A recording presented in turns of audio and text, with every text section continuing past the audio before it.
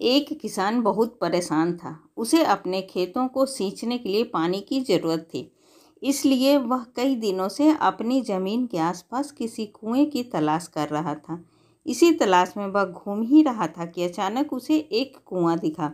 यह कुआं उसके खेतों से बहुत नज़दीक था, इसलिए किसान बहुत खुश हुआ। उसने सोचा कि अब उसकी परेशानी ख़त्म हो गई। यह सोचकर वह खुशी खुशी घर चला गया। अगले दिन वह पानी लेने कुएं पर पहुंचा। जैसे ही उसने कुएं के नज़दीक रखी बाल्टी कुएं में डाली, वहां एक आदमी आ धमका। वह किसान से बोला, यह कुआं मेरा है, तुम इससे पानी नहीं ले सकते। अगर तुम इस कुएं से पानी लेना चाहते हो तो तुम्हें इस कुएं को खरीदना होगा। यह बात सुनकर किसान कुछ देर रुका और फिर मन ही मन सोचने लगा कि अगर मैं इस कुएं को खरीद लूं तो मुझे कभी पानी की कमी नहीं होगी और ना ही मुझे पानी के लिए इधर उधर भटकना पड़ेगा। फिर क्या था, दोनों के बीच एक रकम तय हुई। किसान के पास उतने पैसे तो थे नहीं, लेकिन वह यह मौका छोड़ना नहीं चाहता था। इसलिए किसान ने उस आदमी को अगले दिन वह रकम देने का वादा किया और घर की ओर चल दिया। किसान के लिए कुआं खरीदने का यह अच्छा मौका था, इसलिए वह इस काम में जरा भी देर नहीं करना चाहता था। घर पहुंचते ही उसने अपने करीबियों और दोस्तों से इस बारे में बात की और कुएं के लिए तय हुई रकम का इंतजाम करने में जुट गया। थोड़ी भागदौड़ और कोशिश के बाद आखिरकार उसने वह रकम जमा कर ली। अब वह पूरी तरह से निश्चिंत हो चुका था कि उसे कुआं खरीदने से कोई नहीं रोक सकता। जमा हुए पैसों को लेकर वह फिर घर चल दिया।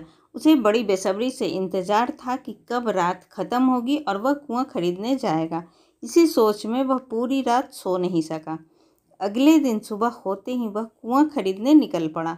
उस आदमी के घर पहुंच किसान ने उसके हाथ पर पैसे रखे और कुएं को खरीद लिया। अब तो कुआं किसान का हो गया था, तो फिर उसने पानी निकालने में देर नहीं की। जैसे ही किसान ने कुएं से पानी निकालने के लिए बाल्टी उठाई, उस आदमी ने फिर बोला, ठहरो, तुम इस कुएं से पानी नहीं निकाल सकते हो। मैंने तुम्हें कुआं बेचा है, कुएं का पानी अभी भी मेरा है। किसान मायूस हो गया और न्याय के लिए राजा के दरबार में शिकायत करने पहुंच गया। मालूम है उस राजा का नाम क्या था? राजा अकबर। राजा अकबर ने उस किसान की पूरी कहानी सुनी और फिर उस आदमी को दरबार में बुलाया जिसने वह कुआं बेचा था। राजा का फरमान सुनते ही वह आदमी भागा भागा दरबार में हाजिर हो गया। राजा ने उससे पूछा, जब तुमने इस किसान को अपना कुआं बेच दिया तो फिर इसे पानी क्यों नहीं लेने दे रहे हो? आदमी बोला, महाराज, मैंने इसे केवल कुआं बेचा था, पानी नहीं। यह बात सुनकर राजा भी सोच में पड़ गए। उन्होंने कहा कि बात तो यह पते की कह रहा है, कुआं बेचा है, पानी तो नहीं। काफ़ी देर सोचने के बाद जब इस समस्या को सुलझाने में वह नाकाम हो गए तो उन्होंने बीरबल को बुलाया।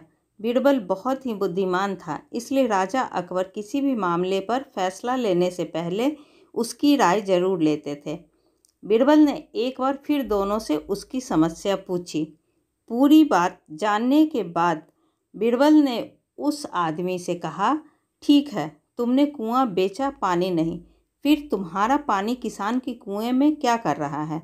कुआं तुम्हारा नहीं है, फौरन अपने पानी को कुएं से बाहर निकालो। बीरबल का इतना कहते ही उस आदमी को समझ आ गया कि अब उसकी चालाकी किसी काम नहीं आने वाली। उसने राजा से फौरन माफ़ी मांगी और माना कि कुएं के साथ उसके पानी पर भी किसान का पूरा अधिकार है।